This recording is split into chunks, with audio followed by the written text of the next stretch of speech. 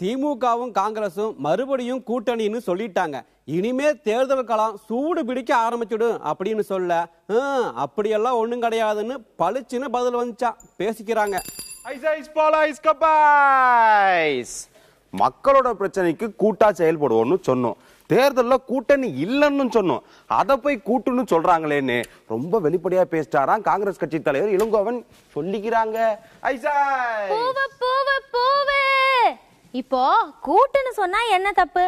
தேர்தல் நெருங்குற நேரத்துல எதிரா பேட்டி கொடுத்தா நல்லாவா இருக்கும்னு அறிவாலயத்துல முணுமுணுக்குறாங்களாமா.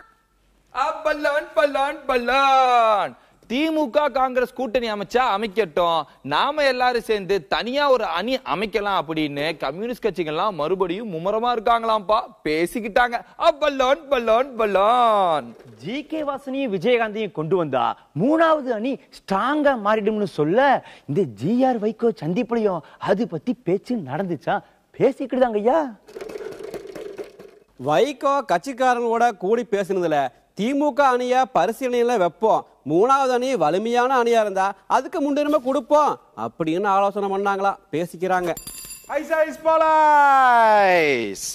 விஜயகாந்த விட்டுறக்கூடாதுன்னு தாமரை கட்சி நினைக்கிறாங்க. அதனால அவரு கம்யூனிஸ்ட் கட்சி கூட்டணிக்கு வரமாட்டாரு. அப்படியே வந்தாலும் அவரு தான் முதல்வர் வேட்பாளர்னு சொல்லுவாரு. அது குழப்பமாச்சேன்னு ஒரே பேச்சா கிடக்கு.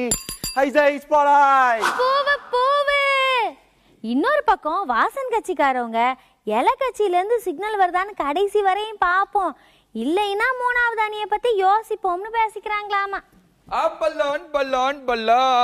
இப்போதைக்கு கம்யூனிஸ்டே காங்கிரஸே அப்புறம் விடுதலை சிறுத்தை இந்த மூணு கட்சியும் தான் மூணாவது அணிக்கு தயாராகிறாங்களாம்பா. அது மட்டும் இல்லாம ஆட்சியை புடிக்கிறோமோ இல்லையோ, ஆனா அதிகமான சீட்டு வாங்கணும், அதுக்கு இன்னும் கொஞ்சம் பேரை நம்ம கூட கூட்டு சேர்த்துக்கணும் அப்படின்னு பேசிக்கிறாங்களாம்பா. ஐயா, அதிமுக கூட்டணியை பத்தி இப்போ கவலைப்படவே இல்லையா. திமுக அதுக்கான வேலையில இறங்கியிருக்காங்களாம். அப்புறம் இந்த கம்யூனிஸ்ட் காங்கிரஸ் பாஜகன்னு ஆளாளுக்கு கூட்டணி பேச்சு தனித்தனியா நடக்குதான், பேசிக்கிட்டுதாங்க ஐயா.